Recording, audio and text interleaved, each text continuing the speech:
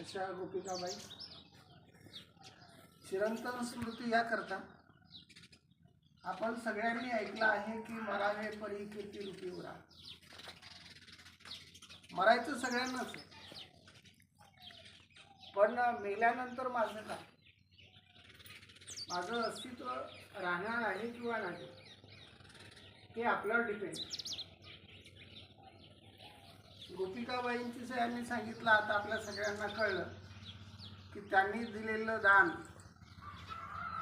Liver असेल, kidney असेल, जी आजही कार्यरत झाली आहे ती डेड नाही झाली. म्हणजे गोपिकाबाई जिवंतच आहे आणि त्या जिवंतच राहणार. त्यांनी असा आम्हाला एक विचार दिला आहे की आपण गेल्यानंतर किंवा आपल्या पश्चात आपलं काय असलं पाहिजे. राहिला प्रश्न नेत्रदानाचा, तर ते नेत्रपेढीमध्ये कोणाची तरी वाट बघतात, त्यालाही दृष्टी मिळेल, त्यालाही नेत्र मिळतील. आणि नेत्र असा एक विषय आहे की मला मिळाल्यानंतर मी तो दान करू शकतो. म्हणजे गोपिकाबाईचे जे नेत्र आहेत ते ज्याला मिळतील तो नक्कीच अंध असेल किंवा दृष्टीहीन असेल किंवा त्याला डोळ्याची गरज असेल. आणि आपल्याला दुसऱ्याकडून मिळालेलं हे जे दान आहे, हे दान माझ्या पुरतं न ठेवता मी पुढे देईल, म्हणून तो आपल्या पिढीला किंवा नंतरच्या आपल्या उत्तराधिकाऱ्यांना हे नक्की सांगणार की मला हे जे मिळालेले नेत्र आहेत ते तुम्ही काय केले पाहिजे, दान केली पाहिजे. कल्पना करा, अशा या पिढीतून त्या पिढीतून अशा प्रकारे हे नेत्र काय होत राहतील, जात राहतील.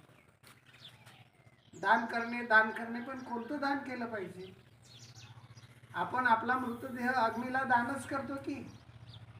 आपण गेल्यानंतर आपण काही मृतदेह घरात ठेवत नाही आणि आजपर्यंत कुणाच्याच घरात हा राहिला नाही.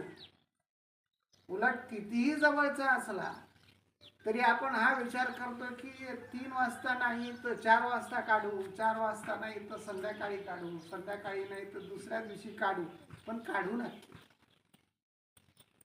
म्हणून मग दान देणारच आहोत तर कोणतं दान दिलं पाहिजे.